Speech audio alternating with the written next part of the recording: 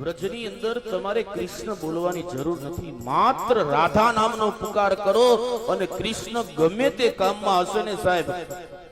એ ગર્ગ સંહિતા અને બ્રહ્મ વૈવર્તક પુરાણ તો એમ કે 16,108 રાણીઓના કામ પડતા મૂકી અને તમે રાધે બોલશો ને તો રાધાજીનું નામ સાંભળી ભગવાન દ્વારકા વાળો કૃષ્ણ તમારી પાસે દોડીને આવશે. યાદ રાખજો, રાધાનું બહુ મહત્વ છે. એટલે અહીંયા તમે જ્યાં પણ જાઓ ત્યાં રાધે રાધે રાધે રાધે.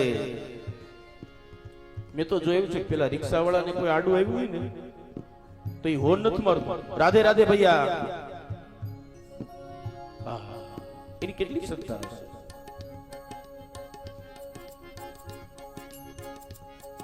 બરસાનામાં છે ને એકવાર કોઈના નવા નવા લગ્ન થયા. આની લીલાઓ કેવી છે તમે જો. પછી જેના દીકરાના લગ્ન હતા ને એ દીકરાની માં છે ને રાધા રાણીને લગ્નમાં આમંત્રણ આપવાનું ભૂલી ગઈ. લગ્ન તો પતી ગયા એટલે પેલી સાસુને એમ થયું કે ઓહો દીકરાની વહુ આવી ગઈ પણ મેં રાધા રાણીને આમંત્રણ ના આપ્યું. વ્રજની અધિષ્ઠાત્રી કહેવાય એને જ હું ભૂલી ગઈ, લાવને માફી માંગી આવું. અને સાસુ દોડતી દોડતી આવે છે રાધા રાણીની પાસે કે મામા મને માફ કર, મારા દીકરાના લગ્ન હતા પણ તને આમંત્રણ આપવાનું જ ભૂલી ગઈ. રાધા રાણી કે અરે માં એમાં અફસોસ શું કામ કર, દીકરો પરણી ગયો ને, વહુ ઘરે આવી ગઈ ને. તો કે હા તો બસ એનાથી વિશે શું હોય. પણ માં મને બહુ અફસોસ છે. પેલી સાસુ કે કહ્યું કે અફસોસ કરો માં. અને પેલી સાસુએ કહ્યું કે તો એક કામ કરો ને રાધા રાણી. શું? તો કે મારી દીકરાના વહુને તમે સારા આશીર્વાદ આપી દો ને, જો તમે કયો ને તો અત્યારે એને બોલાય. રાધા રાણી કે બોલાય આશીર્વાદ આપું તમે તારે. તમને એમ ન થાય કે મને લગ્નમાં ન બોલાવી એટલે મને દુઃખ લાગ્યું.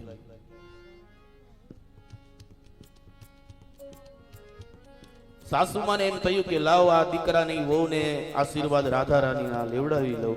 પણ એ સમયે બરાબર નંદગાંવથી ભગવાન કૃષ્ણ રાધા રાણીને મળવા આવેલા અને અંદર પ્રવેશ કરવા દેતા નહોતા. પેલી સખીઓ કોઈ સ્વરૂપ ધારણ કરીને આવ્યા.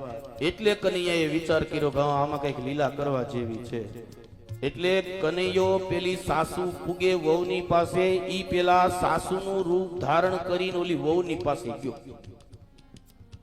અને ભગવાન કૃષ્ણએ કીધું તારા સાસુ બહુ મોડા આવવાના, તું સુઈ જા.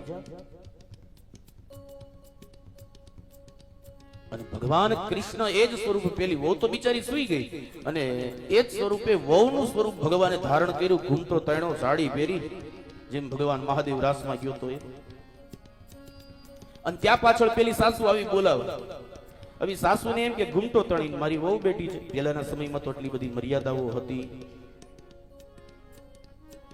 તો બધું હવે આવ્યું. લાજ કાઢવાની તો ગઈ પણ લાજ રાખતા નથી. ખેરેમાં જવું નથી પણ કૃષ્ણ ઘૂમતો તાણીને બેઠેલા. અને પેલી સાસુ આવી એને એમ કીધું મારી વહુ બેઠી. એને કહ્યું બેટા ચાલ તને રાધા રાણીના દર્શન કરાવવા લઈ જાવ. અને જ્યાં રાધા રાણીનું નામ સાંભળ્યું ને ત્યાં તો મોઢામાં રસગુલ્લા ફૂટવા લાગ્યા કનૈયાના. ઈ માટે જ આ કર્યું નાટક. અને ગયા બોલતો કઈ નથી ભગવાન કૃષ્ણ જો, કારણ કે બોલે તો ખબર પડી જાય. એટલે ઘૂમતો તાણી અને રાધા રાણીની પાસે લઈ ગયા. રાધા રાણીએ આશીર્વાદ આપ્યા કે તમારા પ્રિયતમની પ્રિય બનીને રહો. અને ભગવાન ખુશ થઈ ગયા. હા આ જોઈ કે મારી પ્રિયા તો તું જ જોઈ. અને કનૈયો કે હવે અવસર સારો છે, રાધા રાણીના પગના દર્શન કરીને આશીર્વાદ લઈ લેવાય. એટલે રાધા રાણીના ચરણમાં નીચે નમી પોતાના બે હાથ રાધા રાણીના ચરણમાં રાખી ભગવાને આશીર્વાદ લીધા કે તારા જેવા પ્રેમ કરનારી વ્યક્તિ આ દુનિયામાં મને બીજી વાર ક્યારે મળશે. કનૈયો કે એક વાર નહીં 500 વાર કદાચ કૃષ્ણ બનીને જન્મ લઈને આવીશ ને તો રાધા જેવો પ્રેમ કરનારી વ્યક્તિ મને કોઈ નહીં મળે. અને ભગવાન પગે લાગ્યા. રાધાજી કે ઈ બધું જ બરાબર છે, પણ હવે આ વહુ તમે કેવી લાવ્યા? સાસુમાન કે ઘૂમટો ખોલીને બતાવો જ ખરા. એટલે સાસુમાએ કીધું કે બેટા હા ઘૂમટો ખોલ. બોલે તો નહીં, ન ખોલ્યો. બીજી વાર કીધું બેટા ઘૂમટો ખોલ, રાધા રાણીના દર્શન થવાના છે તને, ઘૂમટો ખોલ. ન ખોલ્યો. 3 વાર 4 વાર કહ્યું અને પેલી સાસુને એમ થયું કે હવે ઘરમાં જીદી આવી ગઈ લાગે છે, બીજે દી પ્રભાવ બતાવવા માંડી છે. આખી દુનિયા તલસે છે રાધા રાણીના દર્શન કરવા માટે. રાધા રાણી સામેથી કે છે ઘૂમટો ખોલીને બતાવો. તા બોલે સાસુને ખબર નથી, આ વહુ નથી, વહુના બાપનો બાપ આવ્યો. એટલે રાધા રાણીએ કીધું કે કદાચ એમ ન બતાવે તો એક કામ કરો ને. રાધા રાણી કે એને કઈ આપણે લોભ આપીએ, કઈક લાંચ આપીએ. એટલે રાધા રાણીએ કહ્યું કે જો તું મને એકવાર ઘૂમટો ખોલીને બતાવ ને તો મારી પાસે જેટલા હીરા મોતી માણેક જવાહીર જે છે ને બધું તને આપ્યું. ના પડે, મોઢું હલાવે. વિશાખા સખી લલિતા સખી ઊભી ઊભી જોવે કે આવું સૌભાગ્ય અમને કોઈ દિવસ નથી મળ્યું ને આ વહુ કઈ પ્રકૃતિની છે. રાધા રાણીને મોઢું નથી બતાવતી. બીજી વાર રાધાજીએ કીધું કે તું માગે ઈ તને આપું, એકવાર મને મોઢું ખોલીને બતાવ. સાસુ ખીજાણ, ઉભા ઉભા ડોળા કાઢે, આંખ કાઢે, પણ ત્યાં રાધા રાણી સામે બીજું તો કઈ બોલાય નહીં. મનમાં સાસુ કે ઘરે આવવા દે. અને માએ કઈ શીખવાડ્યું છે કે નહીં?